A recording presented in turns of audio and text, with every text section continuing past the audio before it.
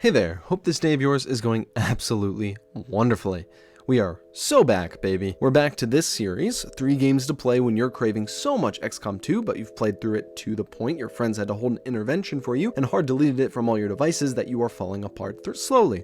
This video hopefully contains some hits that will fill that hole in your heart. I do want to quickly say that while this is technically part 7 of the series, there's no real order to when you should watch these videos, so no worries if this is the one that is the first that you are seeing. And apologies for how long it's been since I made one of these episodes. I know how much you guys tend to enjoy them, which I absolutely appreciate. In truth, I just haven't been playing video games as much as I used to, and these videos require me to play through 3, which is a lot for me, I'll be completely honest. Though I'm working on that backlog, don't you worry. Alright, on today's list of dopamine replacement, we're first going to talk about a phenomenal game that revived an old franchise, Jagged Alliance 3. While I likely will do a dedicated video for this game because it's fantastic, I thought it definitely deserved to have its moment to shine in one of these videos as well, since it definitely fits the bill of an XCOM style game. While I myself never grew up with Jagged Alliance, so I don't really have the nostalgia that this game has for a lot of other people, it's a beloved series for a reason.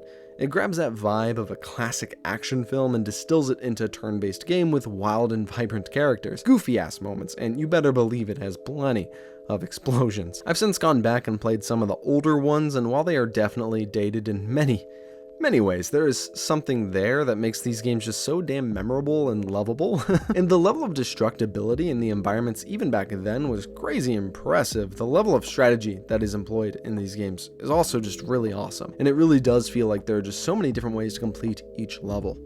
So in terms of Jagged Alliance 3 specifically, what can you expect?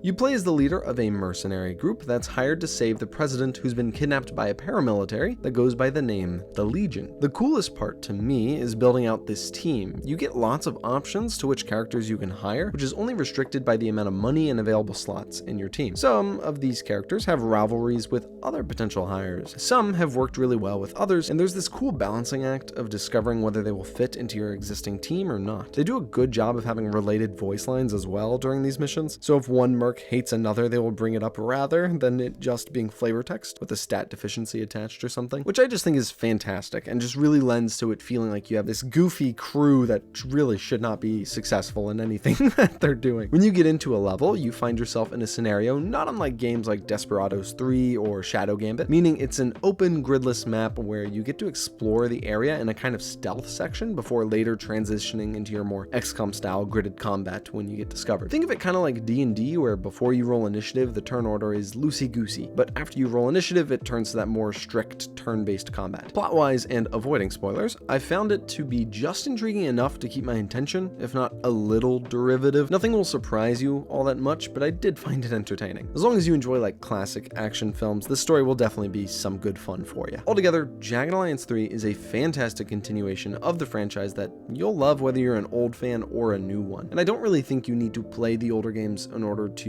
have fun with the third one at all. And it absolutely scratches that XCOM 2 itch rather easily, especially with the amount of overlap the systems do have, while also having systems within its combat that makes it feel fresh and unique. I'm kind of tempted to do a series where I go through each game in this franchise, so do let me know in the comments if that's something you'd be interested in watching. Alrighty, let's talk about the next game on our repertoire for today, Battletech. This one is rather beloved by many, though it is the first game in this series that really took me a couple tries to really get into. I even considered not including it on this list at all, despite how often it's been recommended. As a big fan as I am of big ol' mechs doing big mech things, something about Battletech just took a little extra time for me to click with, but when I did, goddamn I did.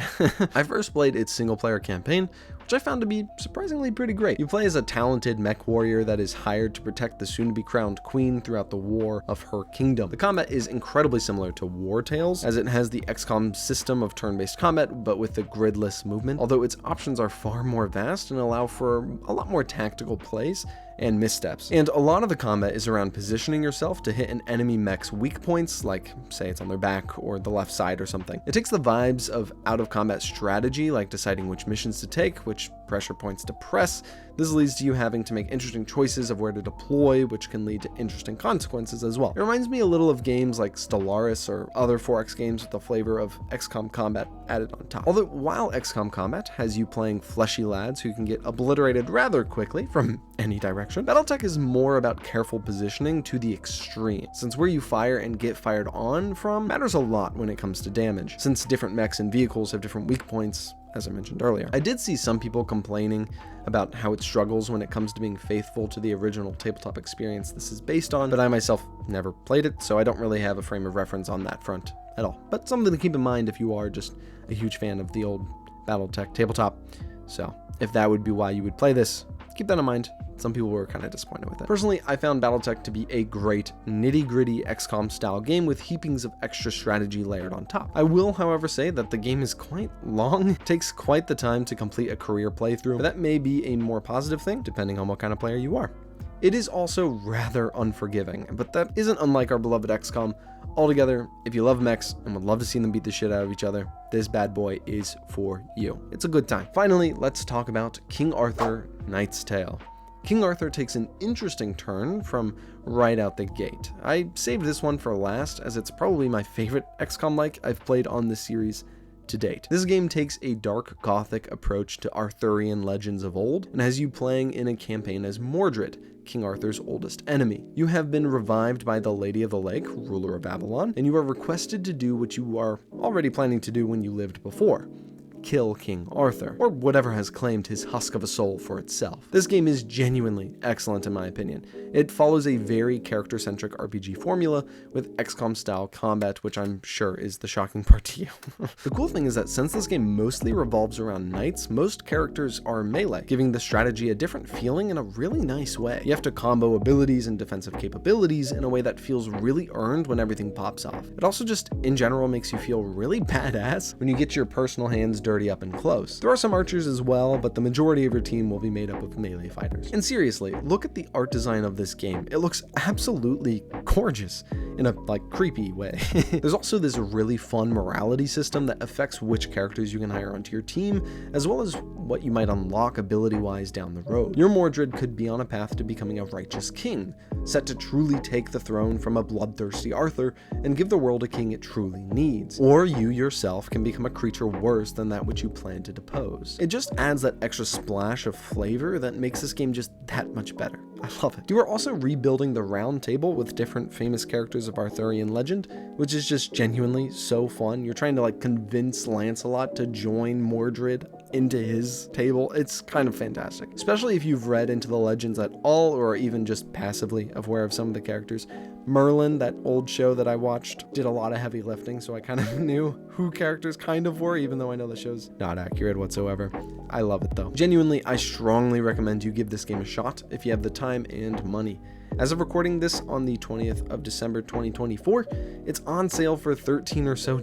Definitely worth the price if you happen to have some extra cash left over after all those Christmas presents you bought. So today we talked about Jagged Alliance 3, which was an excellent return to form from an old franchise. We talked about Battletech, which is XCOM with mechs plus some 4X gameplay splashed on top. And of course, we talked about the fantastic King Arthur: Knight's Tale, which brings Arthurian legend to a bleak Gothic future where you get to reimagine Avalon. Hope this video helped you find some good games. Apologies for not being as active recently. Life has been hectic, as it do often be. Secondarily, if you'd like to join in on the fun with our upcoming Game of the Year video, do go check out the video posted before this one. It has all the information on the rules for that and everything else. Also, the upcoming next video after this one is either going to be the Game of the Year video, but probably not because that one's huge and takes forever. It's probably going to be a video on Cyberpunk 2077 and Phantom Liberty. So excited to talk with you guys about that one because I love that game so much.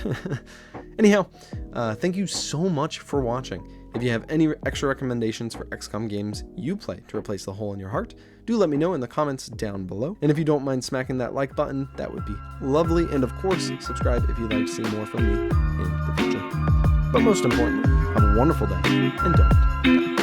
Merry Christmas.